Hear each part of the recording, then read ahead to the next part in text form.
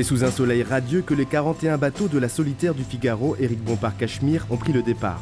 Cette 44e édition débute dans un panorama aussi peu habituel que somptueux, des voiles de toutes les couleurs sur l'estuaire de la Gironde et en arrière-plan la ville de Pauillac, des vignes, des châteaux plus prestigieux les uns que les autres. Malgré ce décor très carte postale, les skippers, eux, ne sont pas là pour faire du tourisme. Passer la ligne de départ est un moment délicat et ce ne sont pas forcément les plus aguerris qui sont les moins stressés. C'est un peu le stress du débutant, donc c'est plutôt bon signe. Dans le théâtre, ils appellent ça le trac. C'est un stress positif. Le matin du départ, c'est la pression qui monte. C'est vrai que la dernière nuit, on est un peu stressé, on dort un peu moins bien. On sent la première étape qui approche, c'est la pression qui monte forcément, quoi. Même s'il y a déjà, c'est la 3e Solitaire du Figaro, donc on devrait s'habituer. Mais bon, je pense que même si on en est à sa 10e, il y a encore cette petite pointe de pression le matin du départ. Ouais. Si certains le traquent, tous prennent ce départ très au sérieux.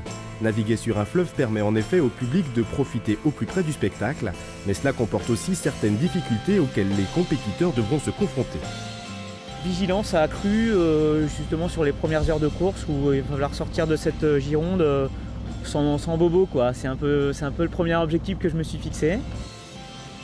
Première étape assez dure en matière, puisqu'on a cette sortie de l'estuaire avec des courants forts, des bancs de sable, des bords à tirer, donc des dangers pour la navigation. On a en plus une nouvelle donne, c'est ces bois flottants dus au cru, donc un exercice difficile dans les premières heures. Et puis ensuite une course de vitesse, de glisse, de pilotage dans le golfe de Gascogne en direction du Cap Finistère où le vent devrait se renforcer.